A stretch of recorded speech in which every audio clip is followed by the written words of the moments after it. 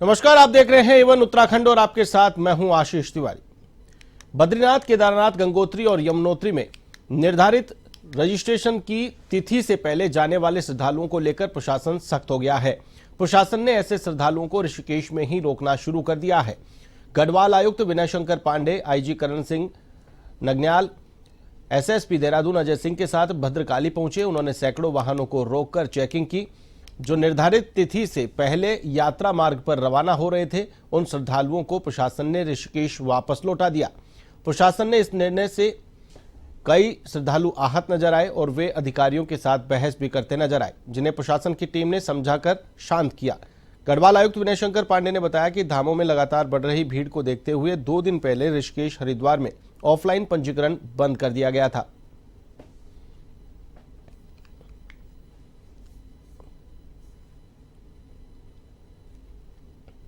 यात्रा में आप सभी को जानकारी है कि ये हम लोगों को फीडबैक मिला कि कुछ यात्री और जो हमारे टूर ऑपरेटर्स हैं, जिनका रजिस्ट्रेशन या ट्रिप कार्ड आगे की तिथि का है, वो अपनी यात्रा को प्रीपोन करके पहले से जा रहे हैं। इस वजह से वहाँ कंजेशन बहुत हो गया है, तो इसको स्ट्रिक्टली फॉलो किया जा रहा है और उनको बता दिया गया है कि फिलहाल आप प्रतीक्षा करें।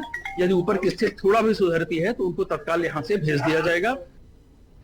फेक इस तरह से भी बनाया गया है, ये सुनने में आ रहा है वहाँ चेकिंग में कि उनके नाम में रजिस्ट्रेशन है नहीं, किसी और का लेके चले गए, या जून माह का भी रजिस्ट्रेशन है उसके बाद भी अभी से ही चले गए, तो वो घूम फिर रहे हैं। उसकी वजह से क्या हो रहा है, जो जिनकी डेट लगी है, फिक्स डेट है, मान लीजिए कल की डेट है, तो वो भी उनके लिए भी कंजेशन पैदा हो रहा है। तो इन्हीं को फिल्ट्रेशन करने के लिए हम लोगों ने यहाँ सब जगह चेकिंग पॉइंट बनाया। जैसे आपका यहाँ भद्रकाली है, भद्रकाली में यहाँ स्ट्रिक्टली चेकिंग होगा, पुलिस प्रशासन और आरटीओ तीनों के उससे यहाँ चेकिंग हो रही है, और जो अनरजिस्टर्ड लोग हैं उन सबको यहाँ से वापस किया जाएगा।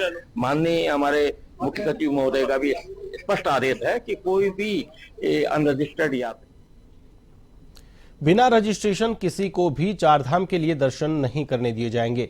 उत्तराखंड की मुख्य सचिव राधा रतूड़ी ने बताया कि शासन ने देश के सभी राज्यों के मुख्य सचिव को इस संबंध में पत्र लिखकर अनुरोध किया है। पत्र में कहा गया है कि सभी श्रद्धालुओं को इस मामले में अवगत करा दिया जाए कि बिना रजिस्ट्रेशन किसी को भी चारधाम के दर्शन नहीं करने दिए जाएंगे। चारों धामों के मंदिर परिसर में 200 मीटर की परिधि में कोई भी श्रद्धालु मोबाइल का प्रयोग नहीं कर सकेगा।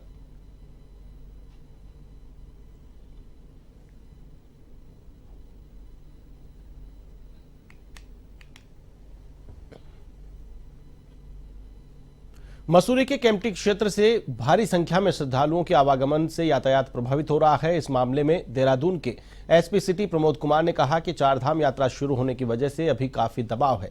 उन्होंने कहा कि वीकेंड पर मसूरी में यातायात का दबाव अधिक रहता है, जिसको देखते हुए पुलिस लाइन और विभिन्न थाना क्षेत्रों से पुलिसकर्मियों की ड्यूटी राजपुर और मसूरी क्षेत्र में लगाई गई है, ताकि ट्रैफिक की व्यवस्था सुचारू बनी रहे।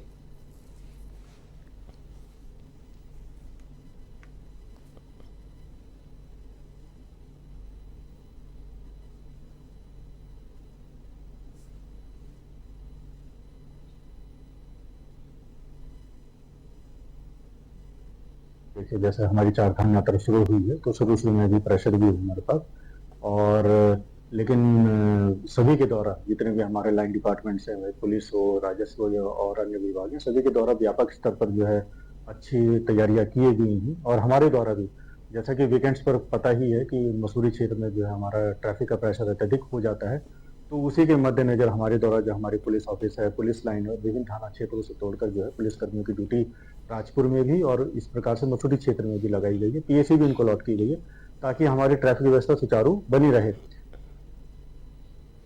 चारधाम यात्रा को लेकर देश भर से भारी संख्या में श्रद्धालु आ रहे हैं। यात्रियों को हेलीकॉप्टर के जरिए आवागमन की सुविधा उपलब्ध करवाई जा रही है।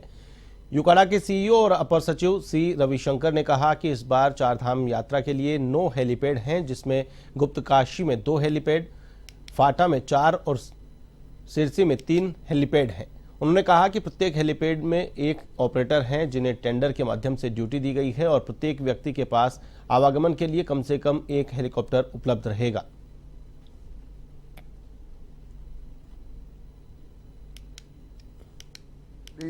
टोटल 9 ऑपरेटर्स हैं, इसमें जो है 9 हेलीपैड्स है गुप्तकाशी में 2, पाटा में 4 और सिरसी में 3, इस प्रकार का जो है 9 हेलीपैड्स है। और प्रत्येक हेलीपैड में जो है एक ऑपरेटर है जिसको टेंडर के माध्यम से ड्यूटी मिला है। और प्रत्येक व्यक्ति के पास एटलीस्ट एक हेलीकॉप्टर फ्लाइंग करने के लिए उपलब्ध करेंगे। दूसरा हेलीकॉप्टर स्टैंड बाई के मोड में रखेंगे। का मतलब जो है इस सीजन में टोटल 9 हेलीकॉप्टर ऑपरेटर्स रहेंगे। देहरादून में पेयजल योजना के तहत सोंग परियोजना के वाटर ट्रीटमेंट प्लांट को लेकर पर्यावरण प्रेमी अब सरकार से दो हाथ करने को तैयार हैं। खलंगा में सोंग परियोजना के वाटर ट्रीटमेंट प्लांट के निर्माण के नाम पर साल के करीब 2000 हरे पेड़ों को काटे जाने की तैयारी है। सभी पेड़ों पर लाल निशान लगा दिए गए हैं। उधर पर्यावरण प्रेमी पेड़ों को काटे जाने का विरोध कर रहे हैं। उनकी ओर से पेड़ों पर रक्षा सूत्र बांधे गए हैं। उन्होंने पेड़ों को बचाने के लिए चिपको आंदोलन की तर्ज पर आंदोलन शुरू किया है। इस पूरे मामले में वन विभाग की ओर से भी एनओसी जारी कर दी गई है। वन संरक्षक यमुना वृत्त कहकशा नसीम ने कहा कि वन विभाग की ओर से भूमि हस्तांतरण के प्रस्ताव के बाद पेड़ों की काउंटिंग की जाती है। जितना जरूरी होता है उतने ही पेड़ काटे जाते हैं। ऐसा नहीं है कि उस क्षेत्र में जितने भी पेड़ हैं सभी पेड़ काटे जाएंगे।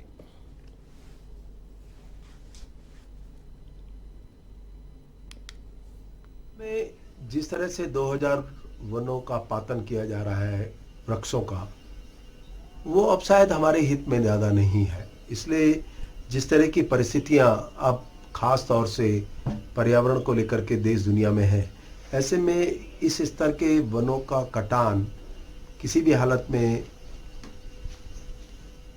यह नहीं समझा जा सकता कि वो किसी और ऐसी आवश्यकता के लिए काटे जाएं जो कि कहीं हम प्राथमिकता को मानते हैं।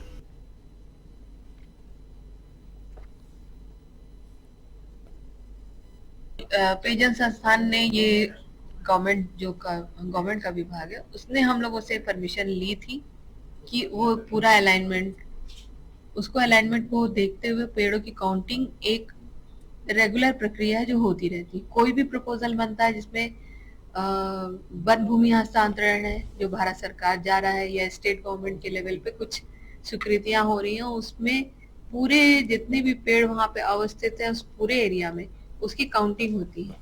लेकिन इसका मतलब ये नहीं कि वो सारे पेड़ काट दिए जाएंगे, कुछ पेड़ काटे जाते हैं, बट जितना लैंड ट्रांसफर के लिए लैंड चाहिए। जल जीवन मिशन के कार्यों को पूरा करने का लक्ष्य मार्च माह तक रखा गया था, लेकिन अब इस लक्ष्य को 1 साल आगे बढ़ा दिया गया है। देहरादून की मुख्य विकास अधिकारी झरना कमठान ने कहा कि जल जीवन मिशन के कार्यों को विस्तारीकरण मिलने से उन्हें पूरा करने के लिए 1 वर्ष का समय मिल गया है। उन्होंने कहा कि हमारे अधिकांश कार्य पूर्ण हो चुके हैं और लगभग 90 कार्य पूरे होना बाकी हैं।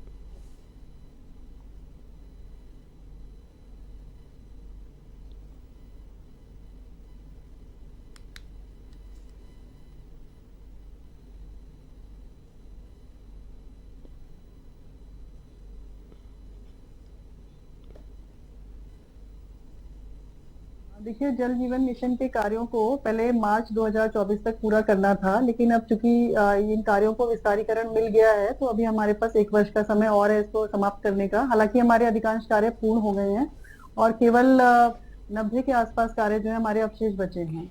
और अगर हम बात करें FHTCs की तो हमारे केवल 26 FHTCs ऐसे बचे हैं जिसे कि functional house hold tap connection कहते हैं। केवल 26 ही अवशेष हैं जिसको कि हम जल्दी ही पूरा कर लेंगे। तो हमारे कार्य जल जीवन मिशन के लगभग समापन की ओर हैं और हम इस वित्तीय वर्ष में उसको पूरा करने की स्थिति में हैं।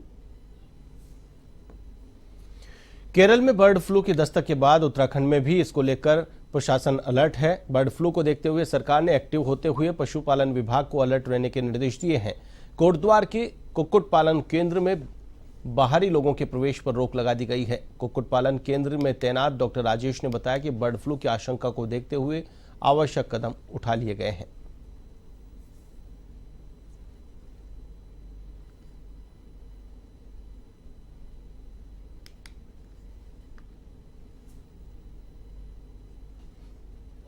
जब इम्यून सिस्टम कमज़ोर होता है तो सबसे पहले तो बर्ड्स को इन्फेक्शन लग जाता है। ये वायरल बीमारी है।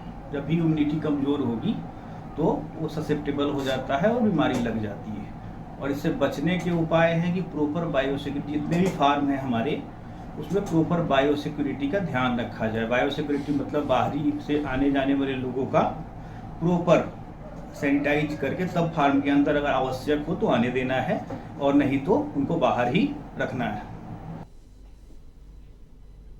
मसूरी में उच्च न्यायालय के निर्देशों के बाद मसूरी नगरपालिका की मतदाता सूची से नाम काटने को लेकर भारी संख्या में लोगों द्वारा विरोध किया गया।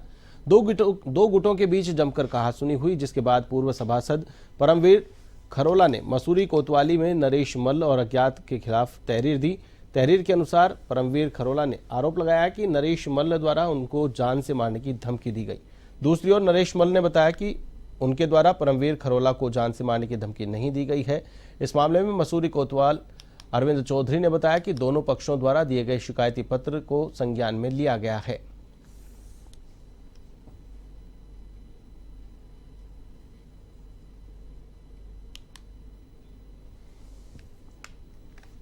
परमवीर खरोला और यश गुप्ता द्वारा 2 प्रार्थना पत्र आए हैं। इसमें उन्होंने कुछ लोगों अज्ञात लोगों के खिलाफ ये तहरीर दी है कि उनसे जान माल का खतरा बना हुआ है।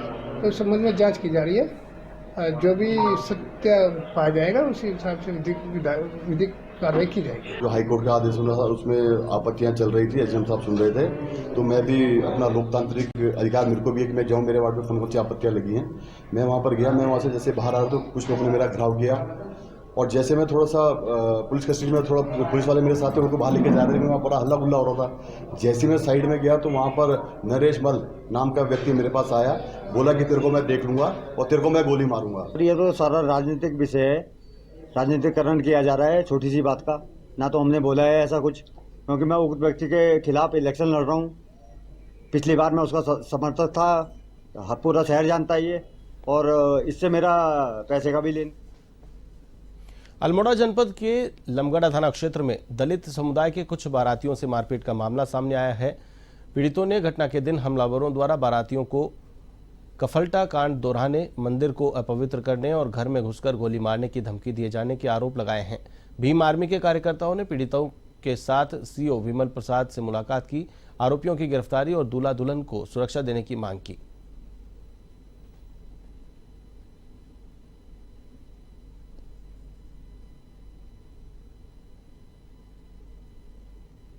साथ ही मंदिर गए थे और उनको कहा गया कि हमारे मंदिर को पवित्र किया तुमने, और जिस प्रकार से कफलटा कांड को दोहराने की बातें वहाँ पे हुई हैं और घर में घुस के मारने की जो बातें की गई हैं। और आज सीओ साहब से हमारी मुलाकात हुई और सीओ साहब ने आश्वासन दिया है कि जल्द से जल्द उनकी गिरफ्तारी की जाएगी और जो धाराएँ बढ़ानी होंगी वो धाराएँ बढ़ाई जाएंगी। हमारी बारात ग्राम सल्ला से बघाड़ लमगड़ा क्षेत्र पे गई हुई थी, तो कुछ घृणित मानसिकता के लोगों द्वारा हमारे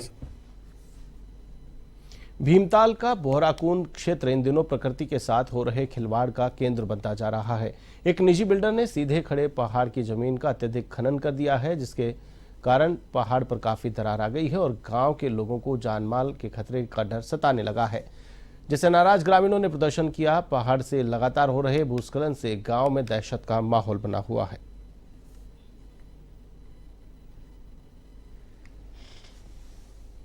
काफी ऊपर तक पहुंच गया है, जिससे पहाड़ों में दरार पड़ रही है। सर रात को 2-2, 3-3 जेसीबी लग रही है। गांव वाले विरोध कर रहे हैं, मैंने भी कई बार विरोध करा। रात को 112 डायल करके पुलिस भी बुलाई, पर अगले दिन क्या हुआ, इन लोगों ने वापस मुझ पर ही एफआईआर करवा दी है। के साथ ही मेरी जो भी थी, मेरी कटिंग हुई थी और उसमें कुछ भी किसी को कोई भी नुकसान नहीं हुआ है किसी भी तरीके से, और सारा काम मैं प्रॉपर तरीके से एडमिनिस्ट्रेशन की परमिशन से ही कर रहा हूँ और ना ही कोई खनन मैंने एक्स्ट्रा किया है। सारा यहाँ पे हम देख रहे हैं कि ये जो हमारी पहाड़ी है, इसका कटान करीब आज से 6 साल पहले से हो रहा है, जिसका विरोध हम एक बार पहले भी कर चुके थे, पहले किसी और बिल्डर के पास था।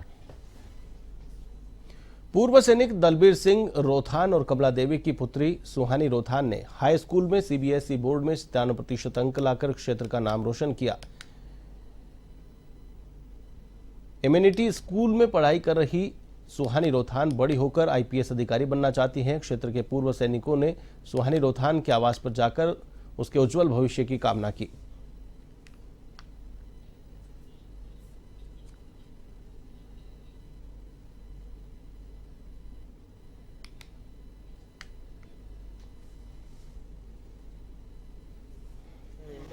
प्रतिभावान अच्छे नंबरों में पास हो रहे हैं, आप उसका खबर लगा रहे हैं। सुहानी रोथान और एक पूर्व सैनिक हमारे दलबीर सिंह रोथान की सुपुत्री है, वो बचपन से बड़ी प्रतिभावान और बड़ी कुशाग्र बुद्धि की एक बेटी है। उन्होंने 97% मार्क्स लेकर के अपना परिवार के साथ साथ ही स्कूल और क्षेत्र की बहुत मान आगे बढ़ाया है। अपने मम्मी पापा का, अपने सभी टीचर्स के लिए बहुत ज़्यादा आभारी हूँ कि उन्होंने मेरे को इतने अच्छे से पढ़ाया कि मैं इस मुकाम पे पहुँची, इतनी परसेंटेज लाई। I am really very thankful to them and I want to pursue software engineering in my future. Even Uttarakhand में फिलहाल के लिए बस इतना ही। मुझे दीजिए इजाजत। देश और दुनिया की तमाम ताजा तरीन खबरों के लिए आप देखते रहिए A1 TV। नमस्कार।